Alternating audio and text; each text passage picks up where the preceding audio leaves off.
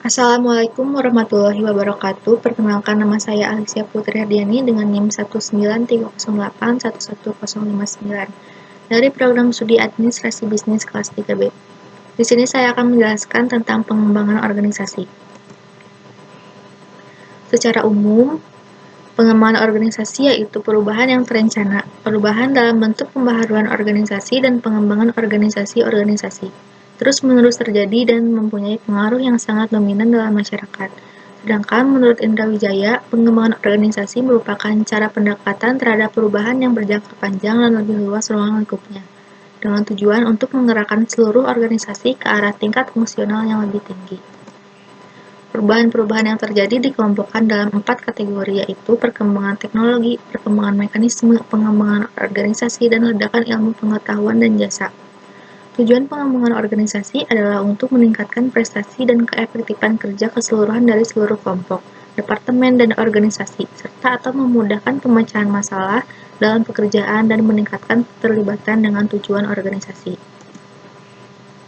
Teori praktik pengembangan organisasi didasarkan pada beberapa asumsi penting, yaitu yang pertama, manusia sebagai individu. Manusia memiliki hasrat berkembang dan kebanyakan orang tidak hanya berpotensi dan berkeinginan untuk berkontribusi sebanyak mungkin pada organisasi. Yang kedua, manusia sebagai anggota dan pemimpin kelompok.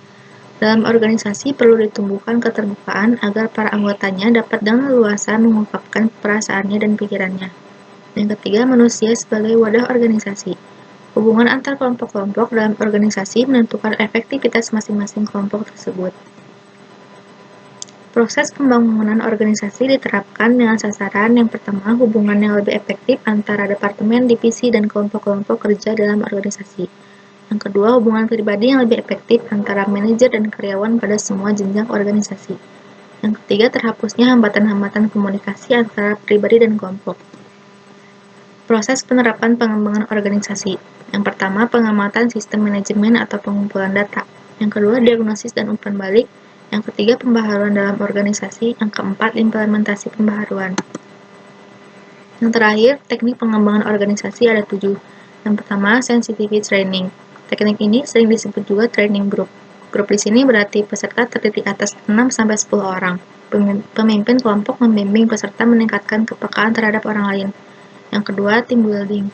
Pendekatan yang bertujuan untuk memperdalam efektivitas serta kepuasan tiap individu dalam kelompok kerjanya. Yang ketiga, survei feedback. Peserta diminta menjawab kuesioner yang dimaksud untuk mengukur persepsi serta sikap mereka. Yang keempat, transactional analysis. Teknik ini bertujuan untuk mengurangi kebiasaan komunikasi yang buruk dan menyesatkan. Teknik ini mengajarkan cara penyampaian yang jelas dan bertanggung jawab. Yang kelima, intergroup activities.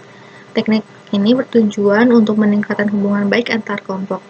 Yang keenam, proses consultation. Proses ini mencakup untuk mengamati komunikasi, gaya kepemimpinan, kerjasama, dan pemecahan konflik. Yang terakhir, third part phase making. Cukup sekian presentasi dari saya.